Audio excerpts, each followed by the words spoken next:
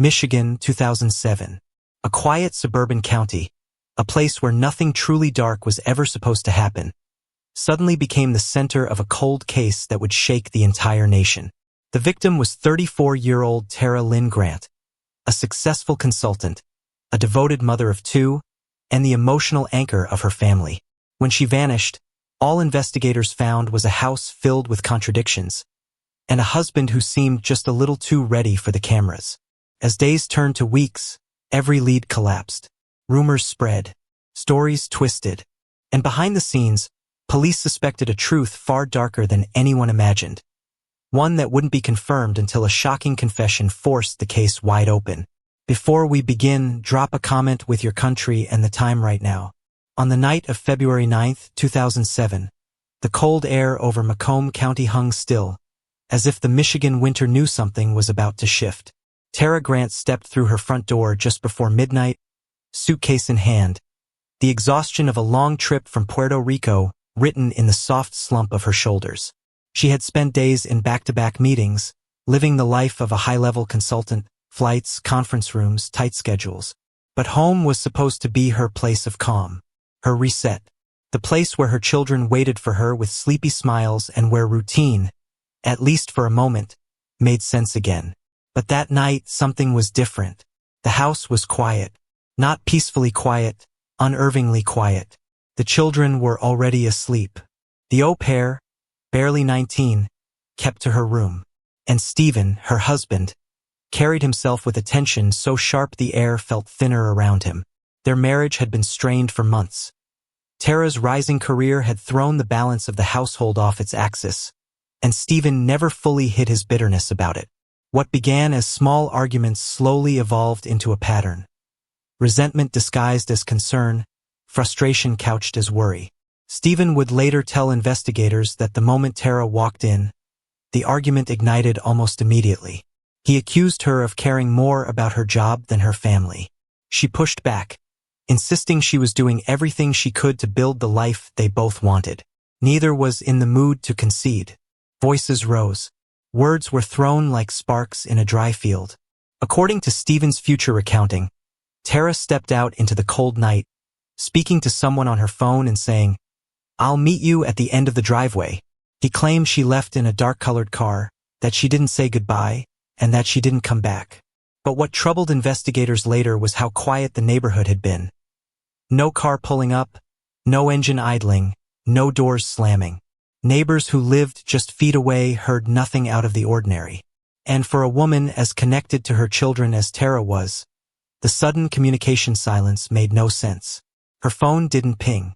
Her credit cards didn't move. Her routine, so predictable and consistent, simply stopped. 5 days passed before Stephen finally reported her missing. 5 days of press interviews, shifting details, and carefully crafted narratives. He told reporters one version of her leaving. He told friends another. And when detectives questioned him, he seemed to adjust his story in small but unmistakable ways. Details bending and reshaping like someone trying to remember which lie they told last.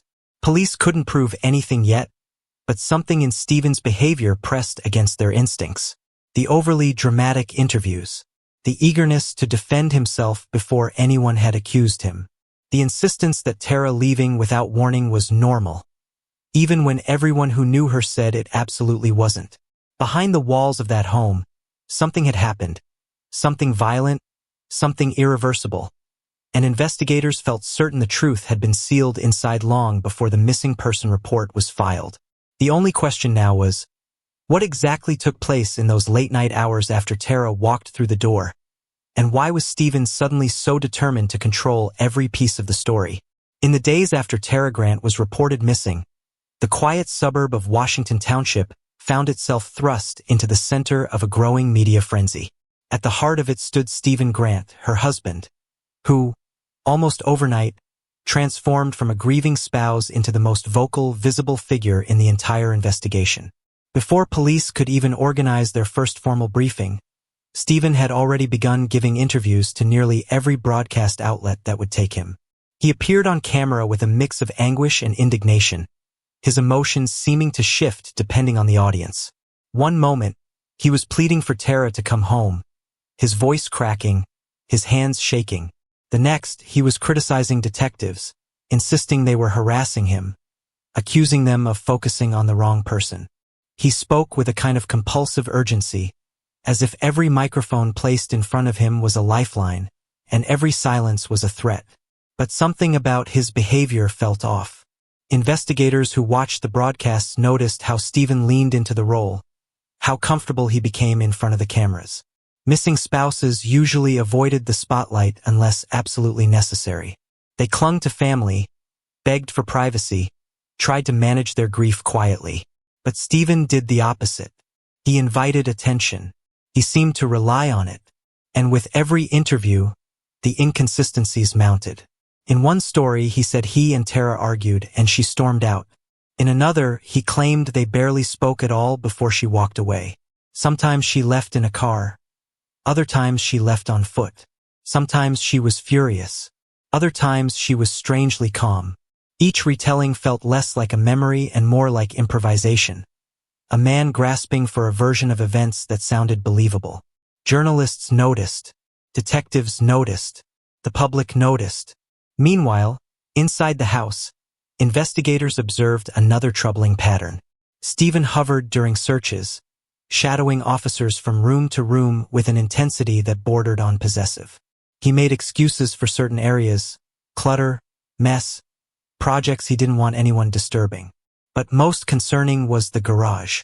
Anytime police drifted near it, Stephen would insert himself quickly, offering explanations before anyone asked questions. His voice tightened, his posture stiffened, as if the very idea of someone entering that space threatened the fragile story he was spinning outside the home. Even the au pair sensed something strange. She reported Stephen's anxiety, the pressure he placed on her, his insistence that she stick to the same story he told the press. Everything felt scripted, she said. Everything felt rehearsed. Detectives began to realize that Stephen's media crusade wasn't simply the behavior of a husband in distress. It was a defense strategy, played out on television screens across Michigan. The more he talked publicly, the more he hoped to control the narrative. To frame himself as the cooperative husband, the misunderstood partner, the grieving father. But with each broadcast, the mask slipped just a little more. The pressure was building, the inconsistencies deepening, and police could feel the investigation tightening around him. The only question was how long Stephen could maintain the performance before something finally broke, and what truth would spill out when it did. Because behind all the interviews, behind all the shifting stories, something in that house was waiting to be uncovered. By late February 2007, the disappearance of Tara Grant had transformed from a quiet suburban concern into one of the largest search operations Macomb County had seen in years. Winter still held its grip on Michigan, coating fields and forests with a thin crust of frost. Each morning, volunteers bundled in layers gathered at makeshift command centers, church parking lots, school gyms, township offices, waiting for assignments. People who had never met Tara were offering their weekends, their evenings, their energy, determined to find something that pointed toward answers. Search parties pushed through wooded trails, dragging branches aside with gloves stiff from the cold. Others scanned the edges of frozen ponds, probing for signs disturbed beneath thin ice. Deputies moved door to door across miles of neighborhoods, asking homeowners what they had seen, whether any security cameras captured unusual traffic, whether anyone had heard a scream or a vehicle or anything out of place on the night Tara vanished. Specialized search and rescue teams were brought in, combing through ravines and drainage areas where snowmelt pooled into dark channels. Each effort brought new hope, and every evening ended the same way, empty-handed. Inside the sheriff's department, however, the tone had begun to shift. Detectives were not frustrated with the lack of physical evidence. They were frustrated with Stephen. From the beginning, something about his behavior had raised alarms. But as the days passed, his actions grew stranger, edging from concern into defensiveness. He refused to sit for certain interviews unless conditions he dictated were met. He insisted on selecting the examiner for his polygraph, claiming the police were out to trap him. He lashed out in press conferences, accusing detectives of harassment, painting himself as a victim of an unfair investigation. To the public, it came across as desperation. To investigators, it felt like fear. His emotional swings were unpredictable. One day he'd sob in front of cameras. The next, he'd deliver calm, almost rehearsed statements. Detectives saw these contradictions as signals, tells of a man trying to straddle two realities. The truth he feared would emerge, and the story he hoped the world would believe. Behind closed doors, investigators began assembling Tara's digital footprint. They combed through airline logs from her flight home. They studied her phone records, watching the calls stop abruptly the night she returned. They checked her credit cards, no activity after February 9th. They looked for any sign she left voluntarily. Nothing supported Stephen's claims. Every data point painted the same picture. Tara made it home. She argued with Stephen, and then her entire life went still.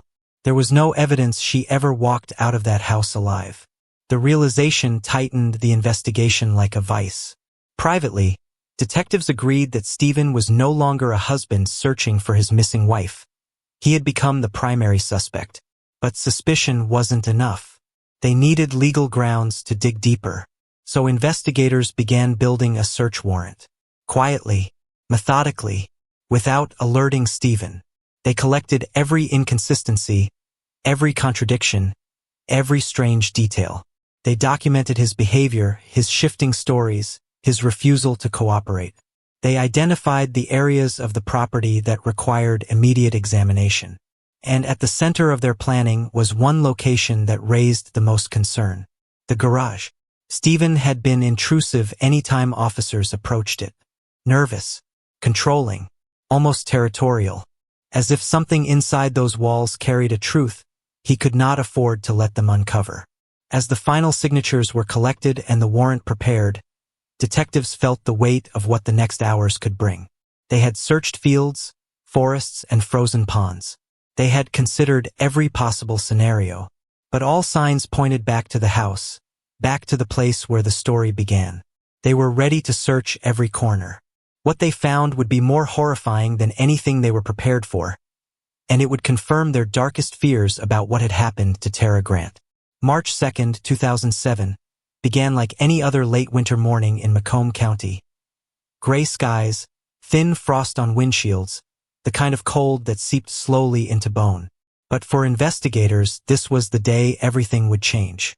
After weeks of dead ends, the search warrant they had meticulously assembled was finally approved.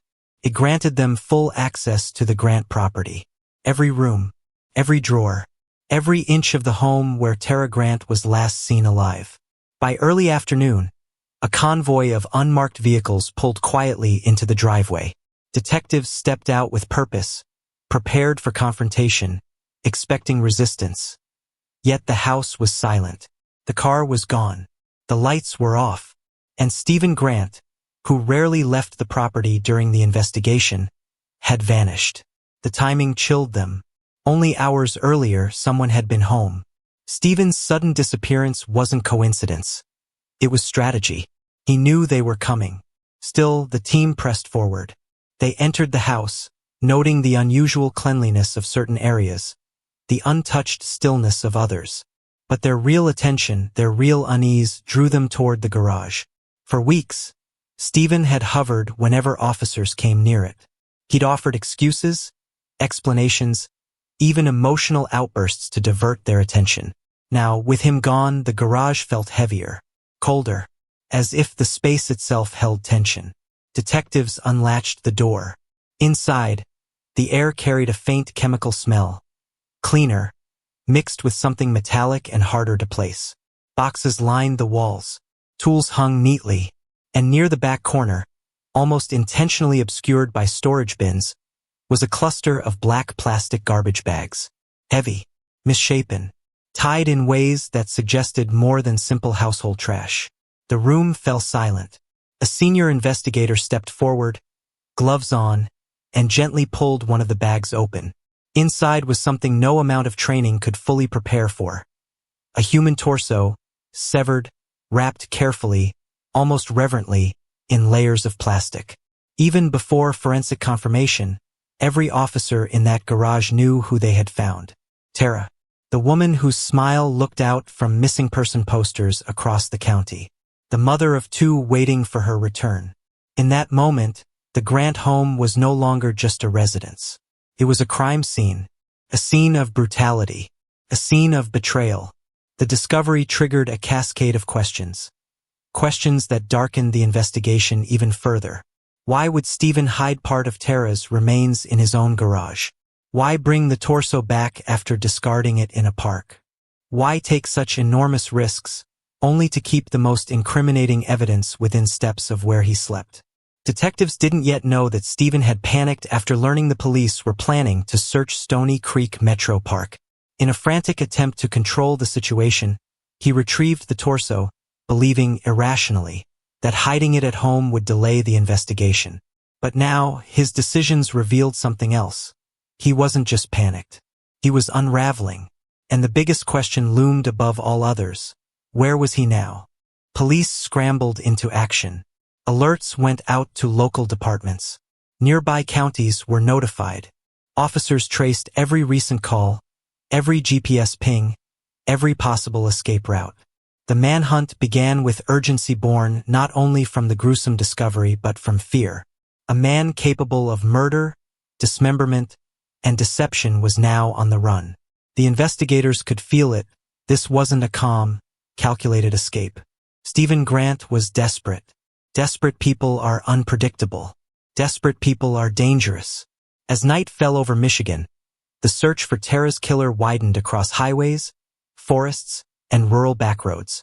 And somewhere out there, with the winter wind cutting through him, Stephen Grant was on the move.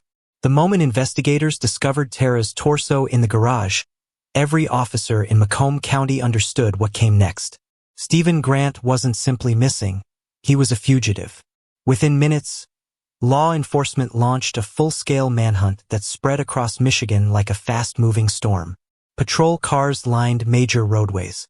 Officers monitored gas stations, rural exits, and motel parking lots. Helicopters thumped overhead, their searchlights slicing through the cold afternoon haze as they skimmed treetops and open fields. Technology closed in rapidly. Detectives subpoenaed Stephen's recent phone activity, mapping every tower his cell pinged as he fled. The signals showed him heading north, far north, toward the remote edges of the state where the land gave way to dense forest and icy shoreline. He wasn't running toward safety. He was running toward isolation. The break came when Stephen made a brief call to his sister. His voice was slurred, desperate. Investigators latched onto the signal and triangulated the coordinates. It led them 225 miles away, to a massive stretch of wilderness near Michigan's northern tip, Wilderness State Park. The area was rugged, miles of thick pine forest punctuated by frozen ponds and snow-covered trails. Daytime temperatures hovered below freezing. At night, the wind could cut through even the thickest winter coat. Stephen had none. When he fled the house, he hadn't taken proper clothing. He hadn't taken gear.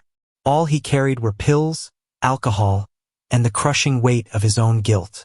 By the time officers arrived at the park's entrance, the sun was dipping low, casting long, eerie shadows between the trees. The search teams moved carefully, tracking footprints partially filled with snow, following the faint trail of someone stumbling rather than walking. They found discarded items first. A bottle, some pills, a scarf. Then deeper into the forest, they saw a figure curled against the base of a tree. Stephen. He was barely conscious, his skin pale, his breath shallow. His clothes were damp, stiff with frost. The cold had seeped into him so deeply that even his eyelashes were coated with ice. Officers knelt beside him, checking for a pulse. His body temperature had dropped dangerously low. He wavered between brief moments of clarity and long spells of confusion. The alcohol and medication had dragged him toward unconsciousness, while the brutal cold was finishing the job. They couldn't question him, not yet. His life was hanging by a thread.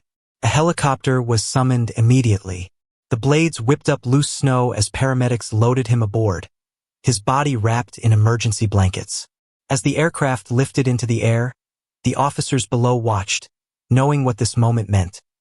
Once Stephen recovered, he would have nowhere left to run. No more interviews. No more shifting stories. No more controlling the narrative. He was alive, physically broken, emotionally raw. And for the first time since Tara vanished, he was vulnerable.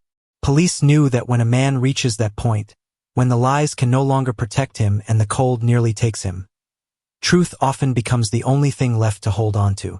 And in the quiet, sterile confines of a hospital room, Stephen Grant was about to reveal everything he had tried so desperately to hide. Northern Michigan Hospital was quiet the morning after Stephen was pulled from the freezing forest. The fluorescent lights hummed faintly, the hallways echoing with the distant beeps of medical monitors. Outside, snow drifted in slow circles, tapping softly against the windows. Inside a small, warm room, Stephen Grant lay motionless beneath layers of blankets, his skin still tinged with the gray pallor of hypothermia. He looked fragile, nothing like the confident, combative figure who had stood in front of cameras for weeks. Detectives waited nearby, watching doctors stabilize him. They knew the moment he regained clarity would be critical. A man who had run from the truth, run from investigators, and nearly run from life itself had reached the end of every escape route. There was nowhere left to hide. No more interviews. No more eroding lies. Only the weight of what he'd done. When Stephen finally opened his eyes, he seemed disoriented, like someone caught between two realities. His voice shook. His body trembled. Not from cold, but from the collapse of everything he'd tried to hold together. At first, he muttered disjointed phrases. Apologies. Ramblings about Tara. About the argument. About losing control. And then, slowly, the dam broke. In a voice strained and uneven, Stephen began recounting the night of February 9th. He said Tara came home exhausted from her trip. They argued almost immediately.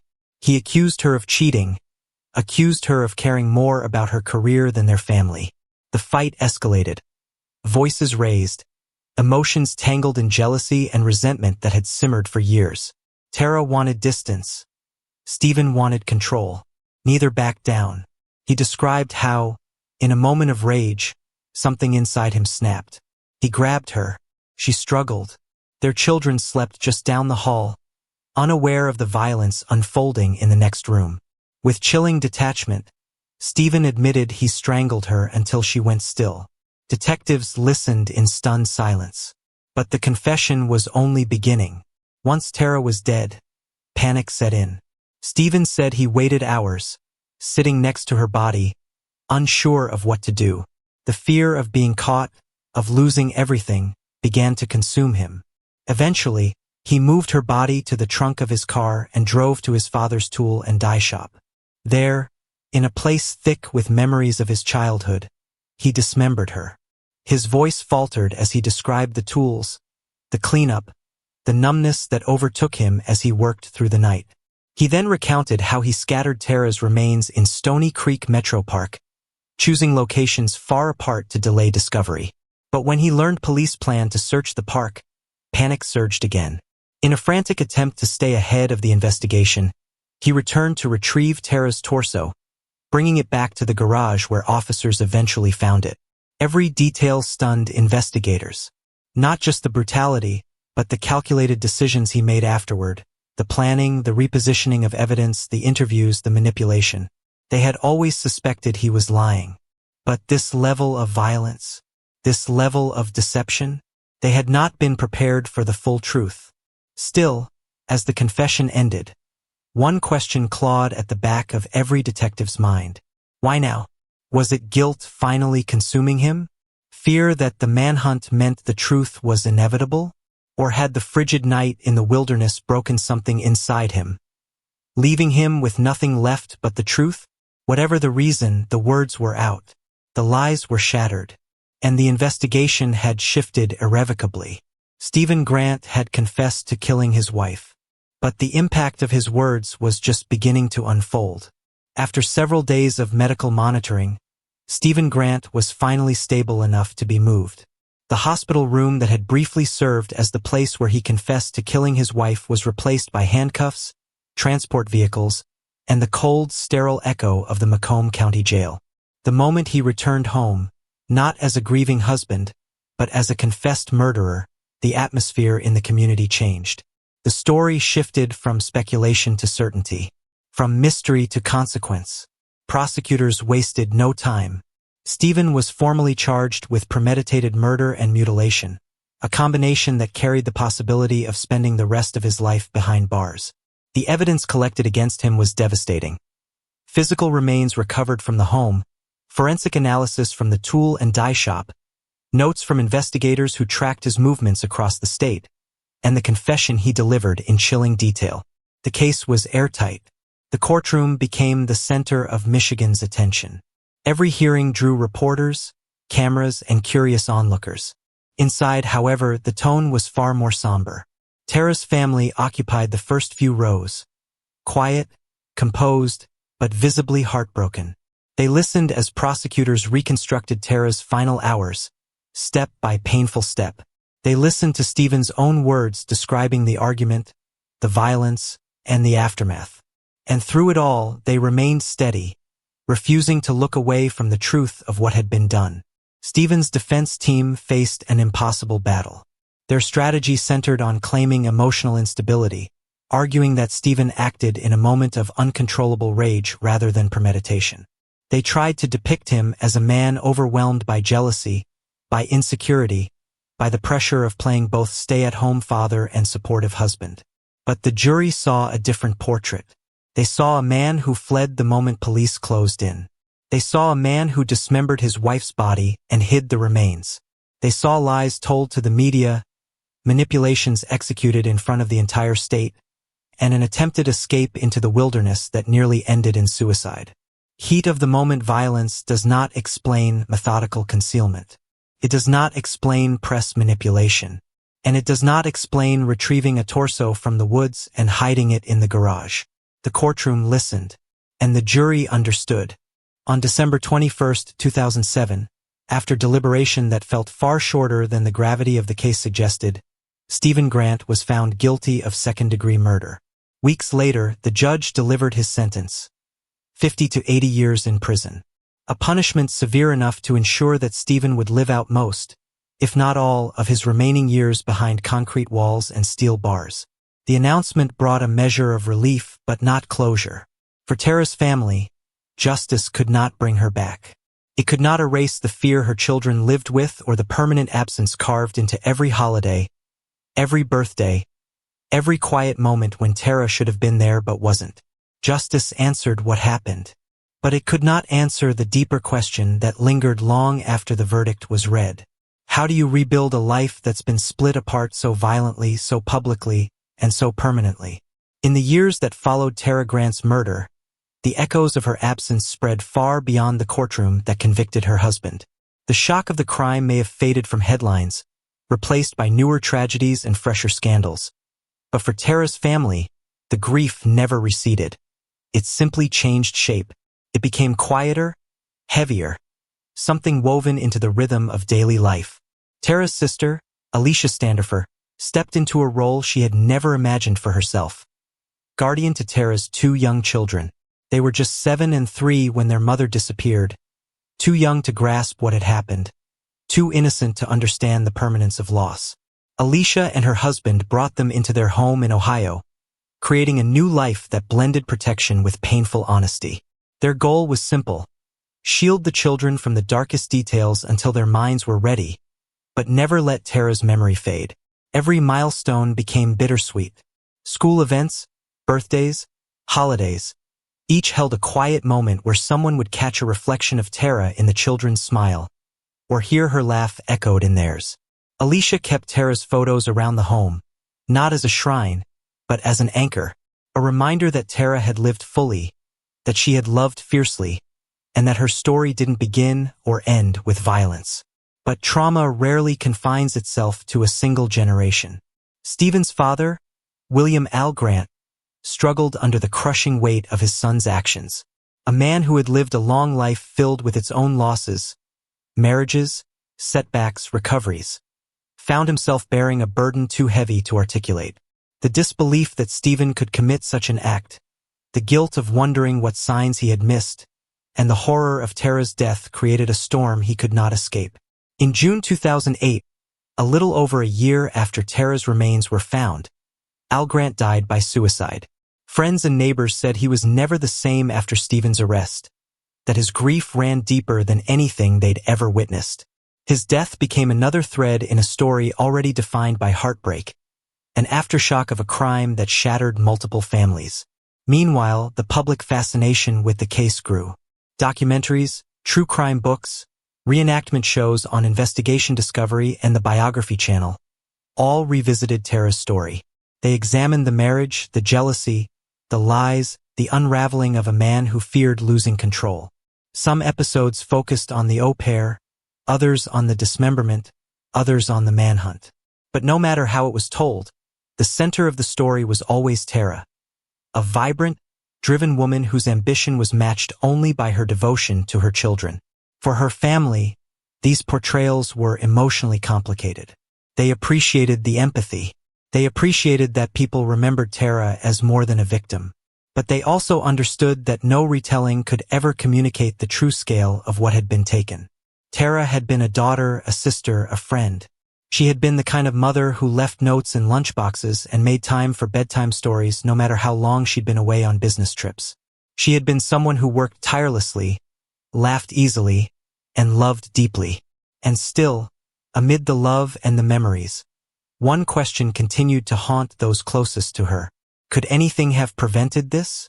Had the signs been visible but overlooked? Had danger been growing inside the home long before anyone recognized it? Or was this the kind of tragedy that hides in plain sight, unfolding quietly until it's too late? It was a question with no clear answer, only the heavy realization that sometimes the most devastating threats are the ones closest to us, the ones disguised as the familiar. And for Tara's family, that truth was something they would wrestle with for the rest of their lives.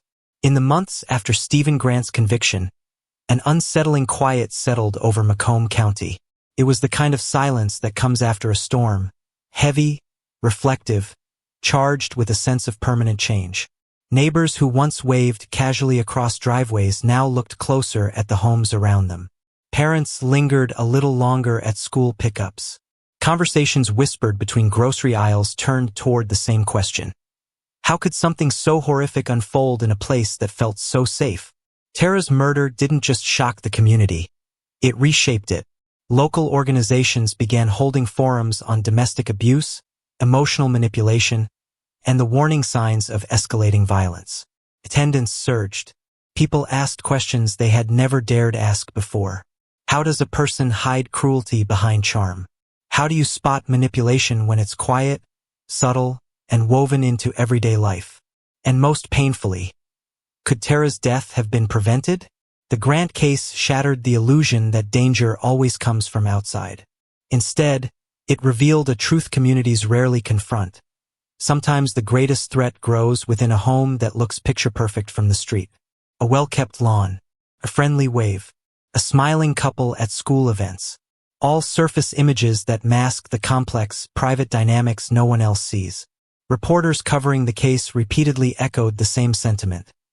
Stephen Grant did not fit the stereotype of a violent offender. He wasn't a stranger in an alleyway. He wasn't a shadow lurking outside a window. He was a husband, a father, a neighbor, someone many believed they knew.